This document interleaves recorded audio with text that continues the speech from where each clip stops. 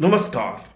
22 जुलाई 2024 सरकारी कर्मचारियों अधिकारियों पर संघ यानी आरएसएस के कार्यक्रमों में शामिल होने पर लगा प्रतिबंध हट गया।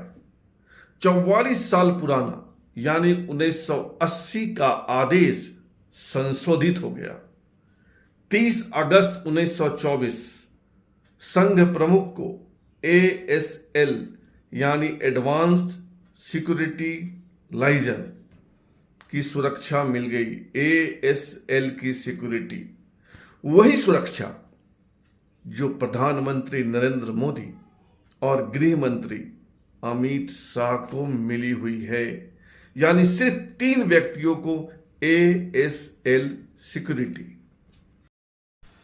मैंने आपको 2 उदाहरण दिए कि किस प्रकार पीएम मोदी, आरएसएस राष्ट्रीय स्वयंसेवक संघ, आरएसएस के प्रमुख डॉक्टर मोहन भागवत को प्रसन्न करने में जुटे हैं कि किसी तरह संघ की नाराजगी पीएम मोदी कहिए, एचएम अमित शाह कहिए या बीजेपी कहिए से हट जाए, उनकी नाराजगी कमजोर हो जाए, खत्म हो जाए। और अब पलक्कड़ में आरएसएस की मीटिंग चल रही है। 3 दिन की मीटिंग, 300 प्रतिनिधि, संघ और संघ के सहयोगी संगठनों, 32 सहयोगी संगठनों के प्रतिनिधि, और उसमें बीजेपी के प्रेसिडेंट जेपी नड्डा और संगठन महासचिव बीएल संतोष भी शामिल हैं। तो क्या इस मीटिंग के बाद संघ की नाराजगी कम होगी?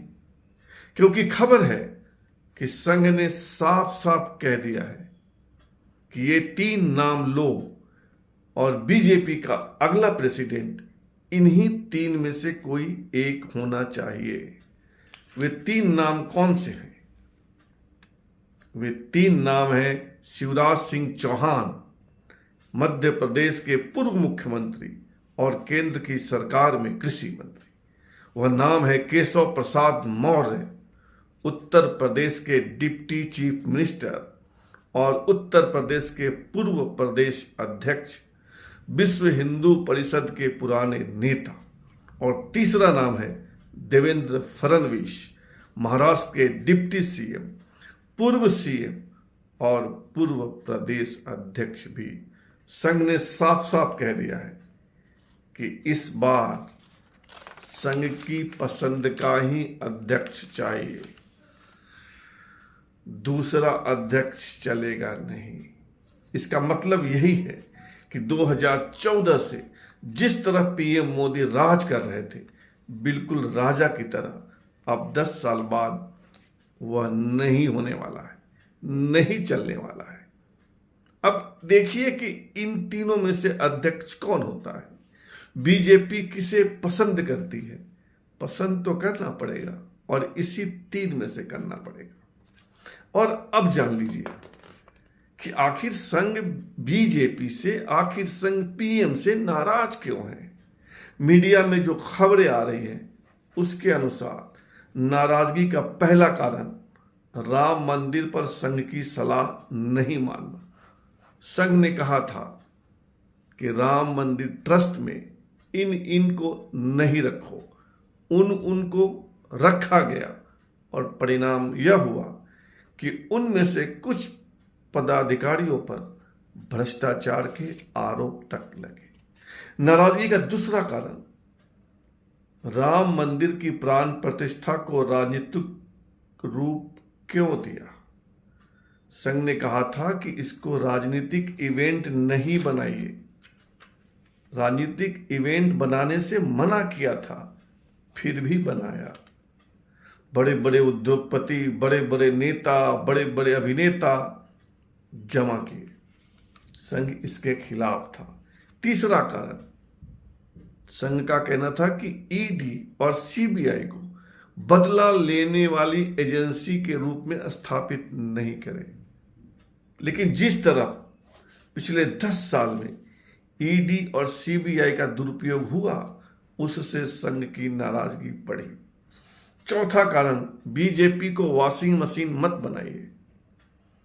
दूसरी पार्टियों के भ्रष्ट नेता, जिन पर भ्रष्टाचार के अनगिनत आरोप, जिनके खिलाफ बीजेपी के लोग ही स्लोगन लगाते थे, नारे लगाते थे, उन्हीं लोगों को बीजेपी में शामिल किया और लगातार शामिल किया। और पांचवा कारण, जो सबसे लेटेस्ट है, यूपी में कुछ उम्मीदवारों पर संघ का रिजर्वेशन था कि इनको उम्मीदवार नहीं बनाइए।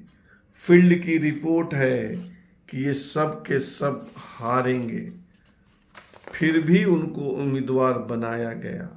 और जब परिणाम आया तो जिन जिन को उम्मीदवार बनाने से संघ ने मना किया था, वे सब के सब हार गए। तो संघ की नाराजगी के यही 5 बड़े कारण हैं, और भी कारण हैं, लेकिन 5 बड़े कारण यही हैं।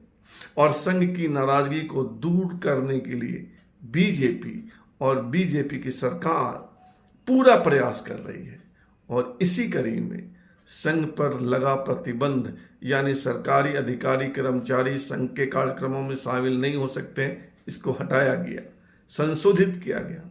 संघ प्रमुख को ASL की सुरक्षा दी गई और अब संघ की पसंद का ही प्रेसिडेंट बीजेपी में बनेगा। आप देख लीजिएगा। फिलहाल इतना ही। आपसे आग्रह है कि आप इस चैनल को सब्सक्राइब कीजिए, ज्वाइन कीजिए, लाइक, शेयर और कमेंट कीजिए। धन्यवाद।